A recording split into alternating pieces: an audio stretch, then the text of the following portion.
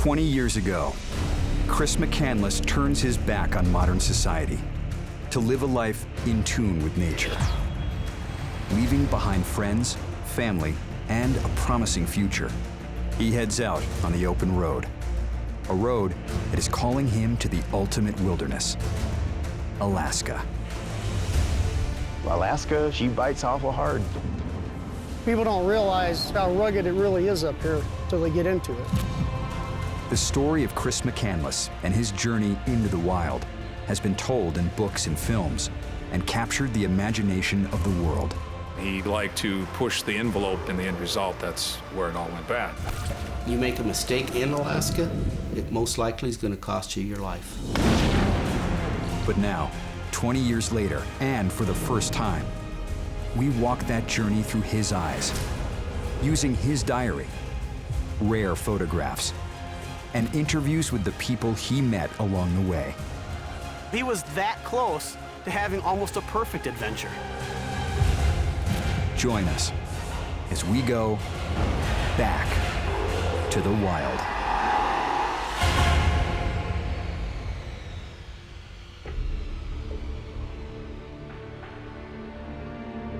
Alaska is a harsh, rugged frontier, a dangerous country with no place for weakness.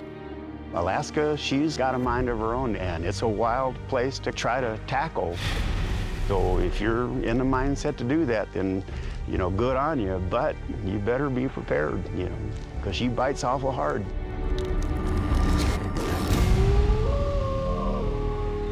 For someone looking for adventure, Alaska represents one of the ultimate challenges. Especially men, they want to know what it's like to go up against nature. Kind of a test of manhood. But I think the issue comes is when they take on adventures that are way bigger than them. It's an unforgiving country. The vastness of the area, it's incredible. You can go out 2 miles from town and you're out in the wilderness. You make a mistake out there, it most likely is going to cost you your life.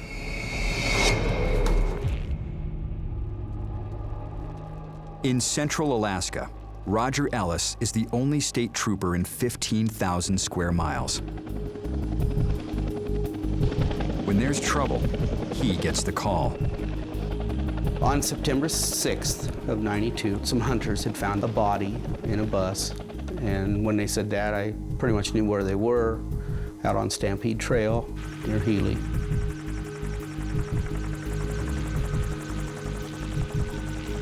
We landed, and I got out and went up to the bus, and I could tell that this was a human being without even going in the bus. It's a distinctive odor.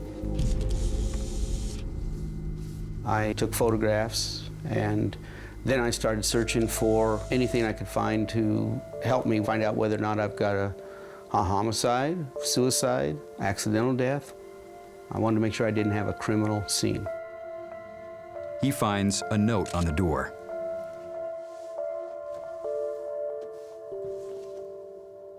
Inside, Ellis finds a body. The bus is filled with camping equipment, rolls of film, and books. I found a diary. You could tell that this individual got sick and had probably most likely died of natural causes. Based on all those, I determined this, we do not have a criminal investigation here. With no idea who the man is or how he got here, Ellis writes up a press release and includes excerpts from the diary. The story spreads across the country and the world. 3,000 miles away in Carthage, South Dakota, Wayne Westerberg runs a wheat harvesting crew. We were on our way back, pulling equipment, and Bobby called me on the two-way and told me to turn to such and such FM station that there was a story on about someone that died in Alaska. And he said, it sounds a lot like Alex. I had a a really bad gut feeling right then that this might have been him.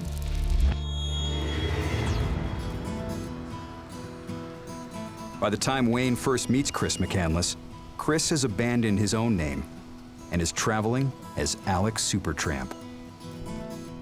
Wayne gives the traveler a lift and ultimately a job.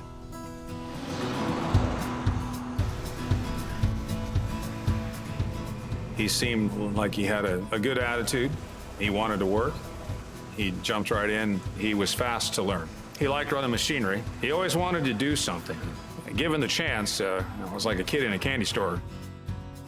The longer that I was around him, I really did learn to trust him.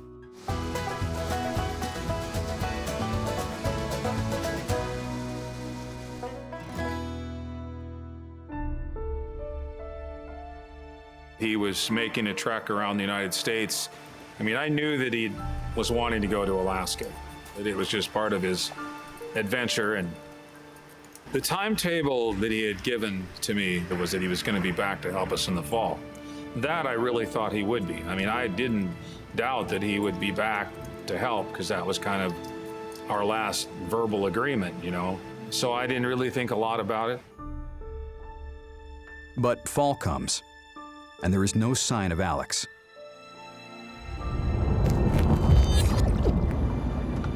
The radio story makes Wayne nervous.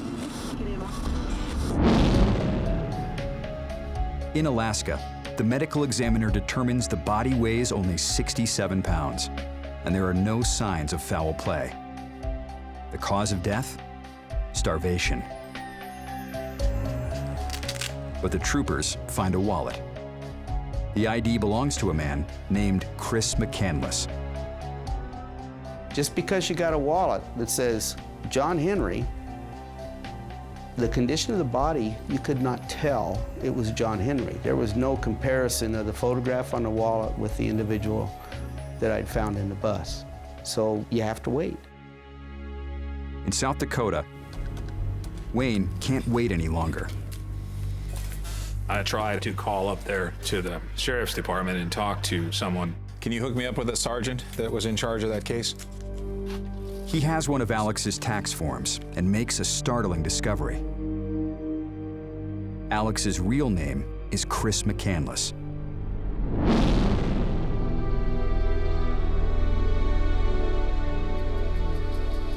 The troopers track down Chris's parents, Walt and Billy McCandless. It's been 2 years since they've seen or heard from their son. They told me, and I think I kind of went into shock after Walt came home and was told. He took me into the bedroom and kind of had me lay down. And I stayed in bed for 5 days and didn't eat and didn't speak.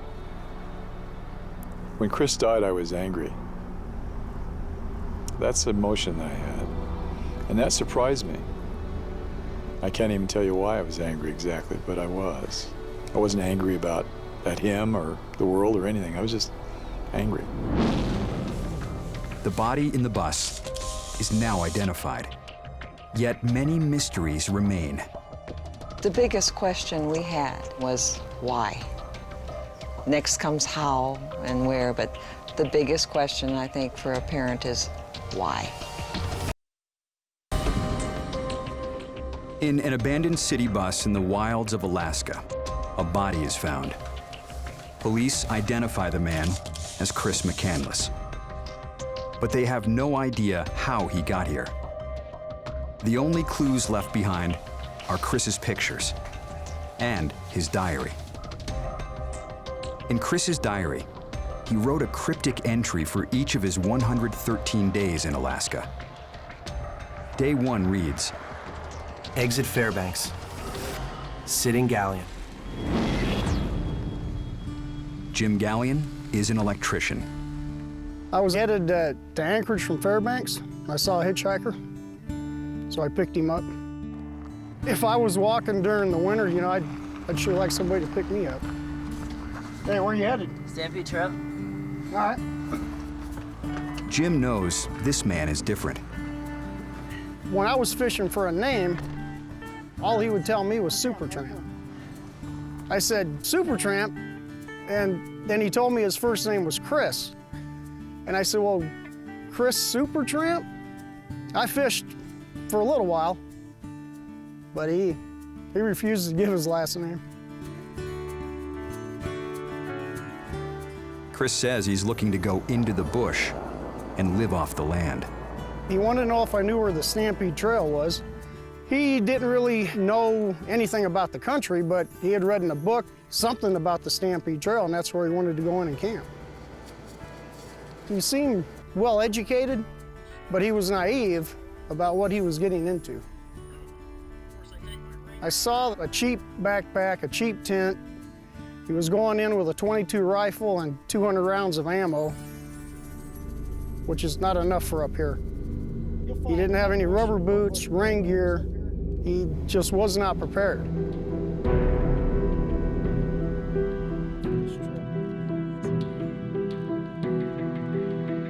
I tried to get him to let somebody know where he was going to be and for how long, but he didn't want anything to do with that either.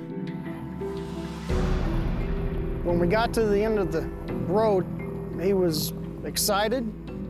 He put his watch, I think 85 cents and change, and an old road map, threw that on my dash. And I said, you know, I don't need that. He said, well, I don't need it either.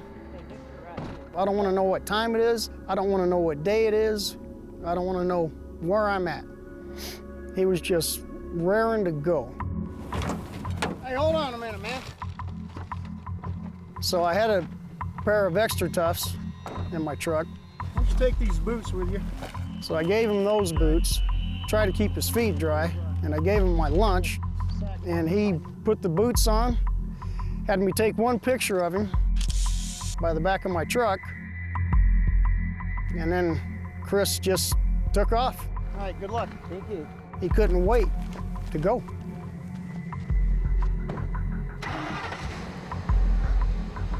My last thoughts were, he's not really ready, he doesn't know what he's doing. But I was pretty confident that once he got in there for a couple days, he'll get cold, he'll get wet, he'll get hungry, he'd hike back out to the blacktop. I may have been the last guy to see him.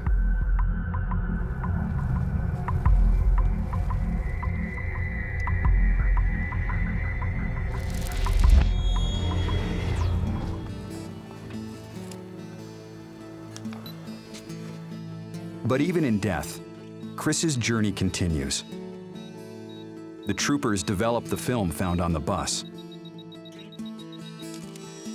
The pictures tell a story of an amazing journey. A journey that began in California in 1968.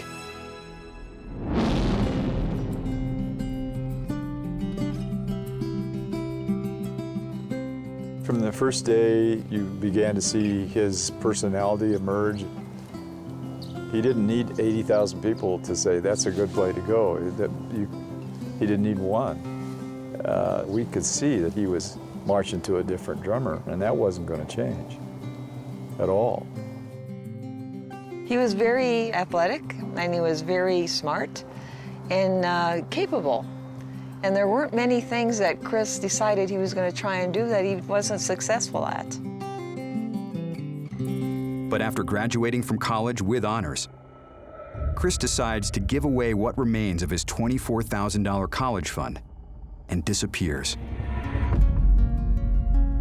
He did feel that modern life had become too structured, too goal-oriented, too path-specific, and he was against all of those things. You don't need to know where you're going to be tomorrow. And his journey reflects that. Every day was a new day. He just wanted freedom. He didn't want to have to answer to anybody.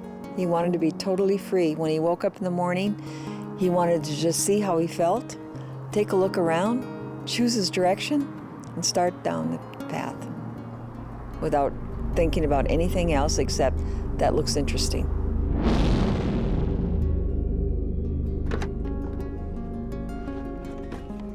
For the next 2 years after graduating from college, Chris lives off the grid. His parents do everything they can to find him. even hiring private detectives. But Chris leaves no trail. He writes, Don't settle down in one place. Move around, be nomadic. Make each day a new horizon.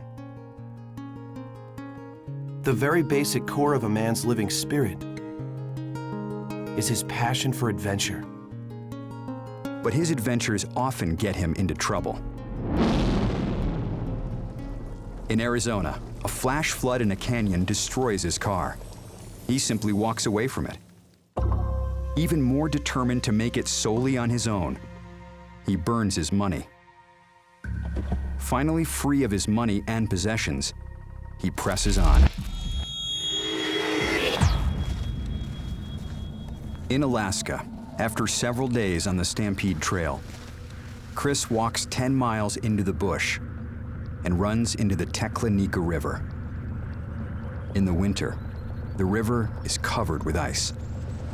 It seems safe to cross. Until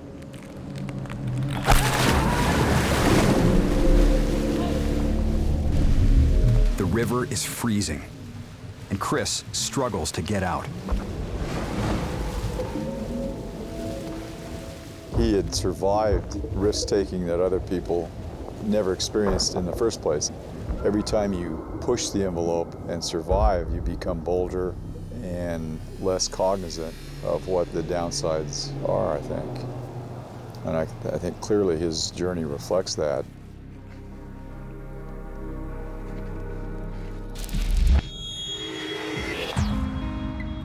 During all his travels before Alaska, Chris travels alone, but makes friends everywhere.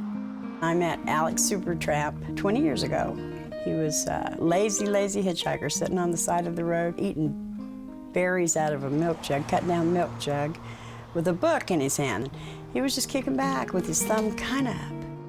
And we went by and I said, man, we gotta pick that kid up because he's never gonna get a ride. He's the laziest hitchhiker I ever saw. Chris hits the road with Jan and her boyfriend Bobcat. Hey boy, you hitchhiking? Yeah. You ever meet somebody you just like from the start? That was Alex Supertramp. When the first time he told me he was Alex Supertramp, I laughed. You know, he hadn't done much tramping. If you talked to him for 10 minutes about Alaska, you knew it was his heart's desire. How you doing? I'm Alex. He had a hunger to learn all the things about a non-traditional lifestyle, like from cooking outside to climbing mountains. And I said, man, somebody needs to school you. And then Bobcat began to tell him things. It's about surviving from shelter to shelter, taking showers, riding freight trains. And he hit the deck of running. He liked it. You know, he liked that. It appealed to him. I said, do your parents know where you are? And he said, no, I haven't written to him, I haven't looked at him. And he told us the story about being in the desert and burning his money, burying his plates. And I just thought, man, I said, are you out of your mind? Jan and Bobcat take Chris to a place called the Slabs. It's a community of squatters who live on the abandoned concrete foundation slabs at an old army base near Niland, California. He always had this dream for his quest to Alaska. It was prominent in everything. Everything was a plan for Alaska. I got the impression that every place he went, every experience he had, he was storing up to learn about his quest to Alaska.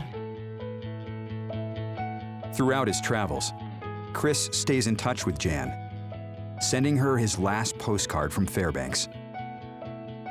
This is the last communication you shall receive from me. I now walk out to live amongst the wild. It was great knowing you. I was concerned. It's been great knowing you. I go to live amongst the wild. And I told Bobcat, what's he gonna do, go up there and die? He said, no, he's going up there to live forever.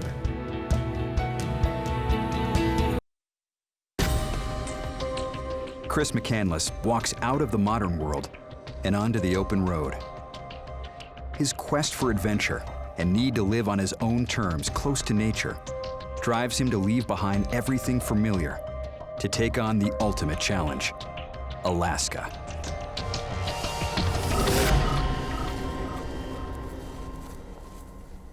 Several days after being dropped off, Chris makes an amazing find about 20 miles out from the head of the Stampede Trail.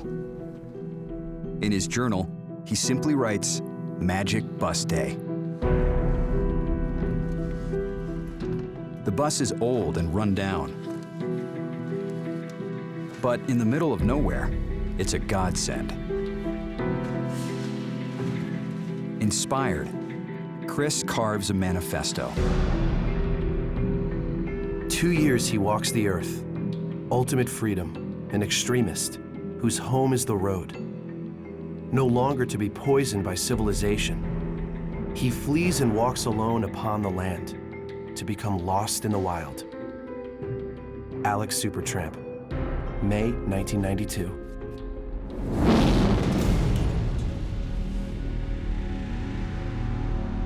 Chris uses the bus as a base camp.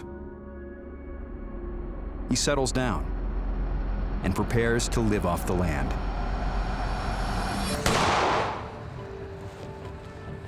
Living off the land appeals to people in a way that's really beyond logical.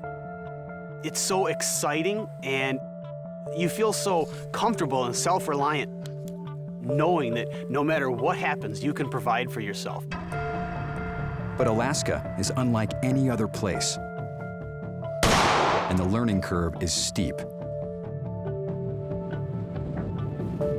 From Chris's journal, his first week at the bus.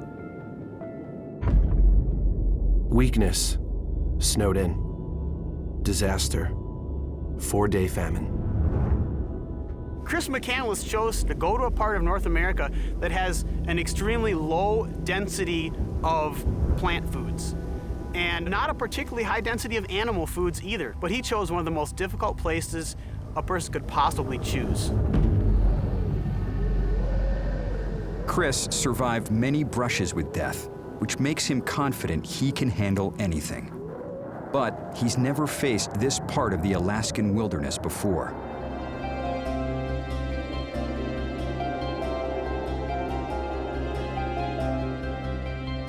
In May, it warms up, bringing more game. From his journal. Ptarmigans, squirrels, porcupine, graybird. But it isn't enough. Chris spends more calories hunting his food than he gets from eating what he caught. For someone like me that has a lot of experience hunting and gathering for food, I would only need to spend probably 4 hours a day to feed myself.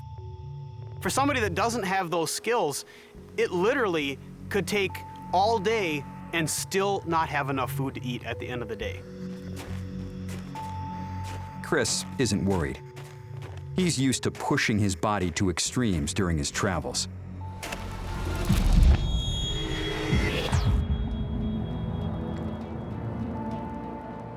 And he is always looking for a new adventure, the next challenge. Only a few months after his college graduation, Chris decides to ride the length of the Colorado River. It's an extremely difficult and dangerous trip. Hundreds have died trying to make the trek. But McCandless is not deterred.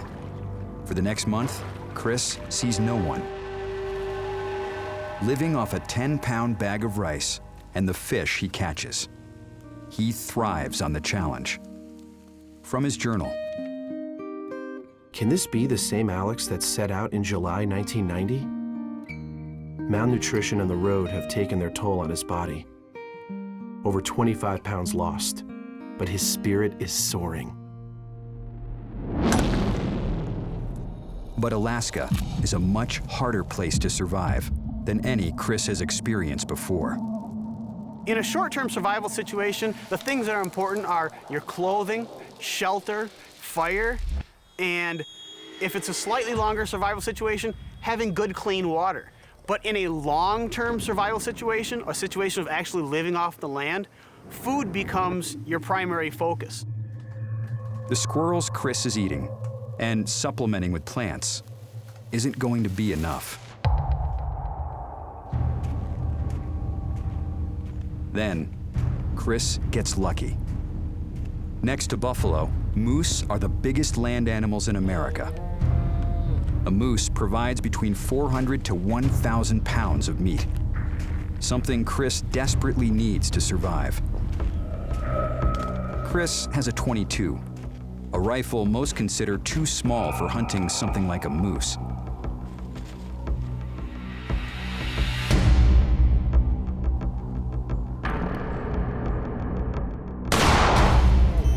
But on this day, for Chris, it is enough.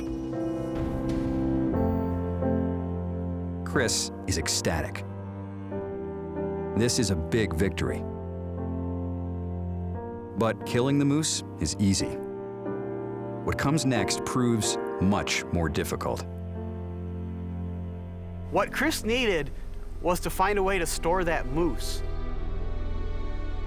You just have to really be careful about how you treat your meat up here. And all the hunters that live up here will tell you that's a huge thing from the minute that you shoot the animal is taking care of the meat. On his travels, Chris always asks for advice. In South Dakota, some hunters tell him the best way to preserve meat is to build a smoker by digging out a hole in a hill. It takes Chris 6 days to cut up the moose and move it to his makeshift smoker. It proves to be a costly mistake. Any survival book would talk about drying meat as a primary means to storing it. You cut it in thin strips, you can sun dry it, or you can dry it over a fire. But Chris didn't do that. As bad as things seem, it's about to get worse.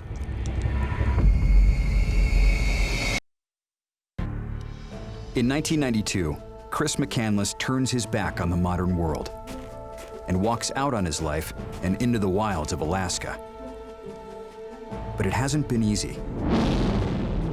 Chris kills a moose. It's enough food to feed him for a year. But he doesn't know how to take care of the meat. From Chris's journal on June 14th. Maggots already. Smoking appears ineffective. Looks like disaster. I now wish I had never shot the moose. One of the great tragedies of my life. I think the biggest mistake that Chris made was not understanding how to preserve meat. I think that mistake wasn't just physically debilitating to Chris. I think it was emotionally debilitating, because if he had known what to do, he would have had enough food to keep him going for months. The moose is ruined. His food problem is becoming critical. There is only enough moose left for one meal. Chris writes in his journal, trying to salvage what can of moose, but henceforth will learn to accept my errors, however great they be. Without the moose, Chris is back to eating small game. Not nearly enough to stave off his hunger. His journal indicates that he was experiencing malnutrition shortly after getting there and starvation within a month. And that has really struck many people about reading Chris's journal, that it's almost exclusively about the food he was eating. People become so preoccupied with food they can hardly think about or talk about or write about anything else. Apparently, the next week, Chris goes hungry. In his journal, there is only a line through each day, perhaps indicating he did not eat.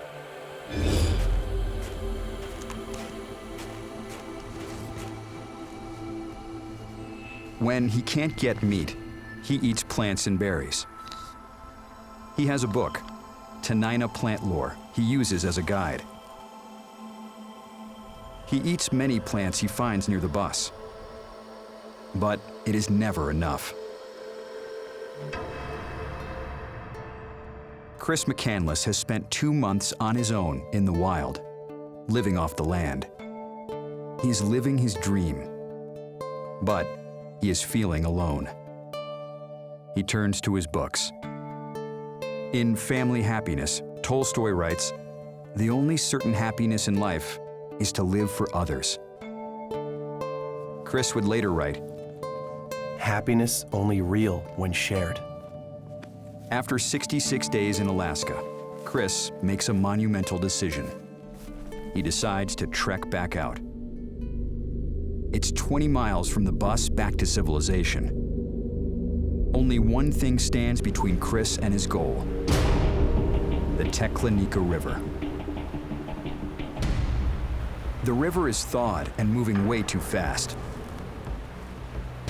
Does he take his chances? Or does he pack it in and hike back to the bus?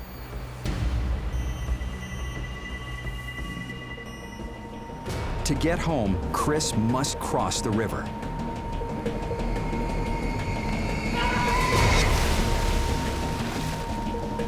But he may have underestimated the strength of the current.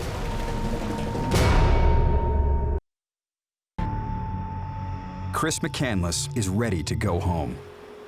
All that stands in his way is the mighty Teklenika River. All that would have to happen is Chris gets across that river, Chris gets back to civilization, he's in reasonably good health, he replenishes his body, and he's got a wonderful story to tell. You know, he was that close to having almost a perfect adventure.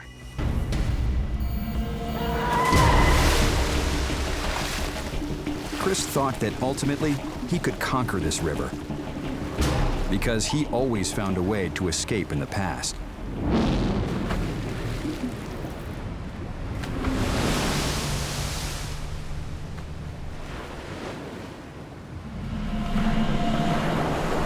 On the Sea of Cortez, Chris takes his canoe out too far. And suddenly, he can't get back to shore. Incredibly, after battling the waves and the current for what seems like an eternity, he reaches the beach. Once again, Chris faces death and survives. But in Alaska, the river is just too strong. There is no way he can cross. Once he got to the river and discovered that he could not cross that river where he was, he had a few choices. One would be to try to find another place to cross the river. A short walk upstream, the river runs into smaller streams that could have been passable. 1/2 mile downstream, a cable runs across the river with a basket to carry hunters over the Tek. But Chris hadn't learned the area. There was a degree of aversion to being over-prepared. That sort of took away from the true adventure of it. But remember, it's probably really sapped his strength to get there, so he knows one place that he's safe. So he chose to go back to the bus. That was his decision. Chris writes of this day. Disaster. River looks impossible. Lonely. Scared. I think that he probably felt in Alaska that he could get out, and he discovered that he couldn't. And there was a point where he said, it's a little different situation than I've been in before. And then after that, what happened is he became too weak to get out. He literally could not. He was trapped.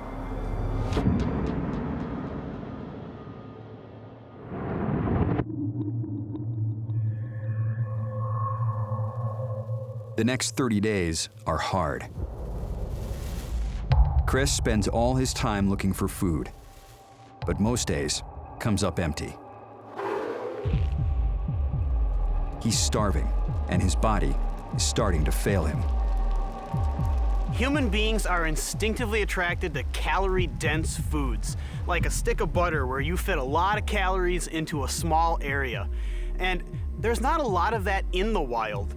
And so when you're dealing with foods that don't have a high caloric density, you have to eat enormous volumes of food to actually get enough calories to survive. For Chris's body size, he needs at least 3,000 calories a day. In order to get that many calories, he would have had to eat 8 or 10 pounds of Hedysarum roots, or 3 gallons of blueberries, or he would have had to eat about 25 red squirrels a day. That's a heck of a lot of red squirrels. In his journal, Chris writes, Day 100, made it. But in weakest condition of life, death looms as serious threat. Too weak to walk out, have literally become trapped in the wild.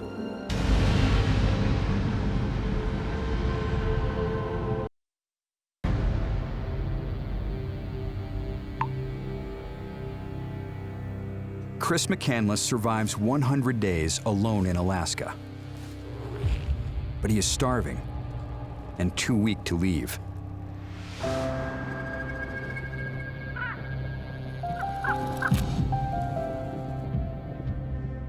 Chris writes his last note and takes a picture.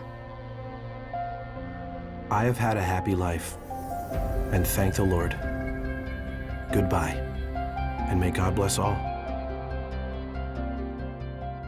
That particular picture is one that I can look at. I just look directly into Chris's eyes. And although it upsets Walt, that picture gives me peace. I know that Chris is at peace. I still have trouble with that one because I know the consequence. That's the only reason.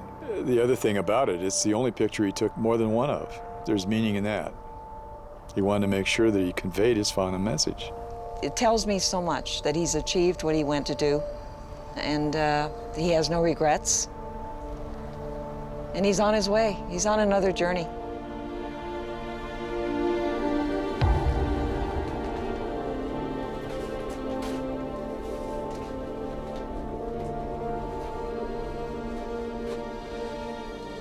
On August 18th, 1992, physically exhausted, Christopher McCandless zips himself into the sleeping bag his mother made for him. I heard him cry out to me, "Mom, Mom, help me, help me." And I went flying up out of bed and woke Walt, and he says, "What's the matter?" I said, Chris just called me." He said, "What?" And he said he's to help him.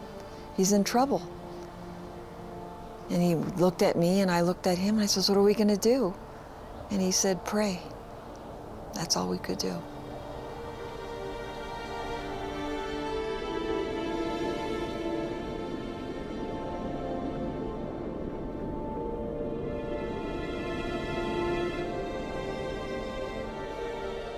That night, Chris dies alone in Fairbanks City Transit Bus 142. His last journal entry is day 113. It's simply a circled number. He's been in a lot of situations. He liked to push the envelope. You know, now when you look back on it, it does seem that he pushed himself a little too hard on these deals, took a little too many chances, and of course, in the end result, that's where it all went bad. Chris's life has been celebrated in books and movies. 20 years later, he continues to touch and inspire millions. It hurts my heart and it hurts my head when I think about the way he died and the grief his parents went through and are going through. But I'm so thankful and grateful that he was my friend. And I believe he'd be my friend today if he was still alive. It's a heck of a way to write a book. Into the Wild, The Adventures of Chris McCandless. It's a never-ending story now, and his death created a story that will never stop. So I guess he hit a home run for a book. His first one, and only one. He was an adventurer, you know, and we lost one. And I think that hurts us.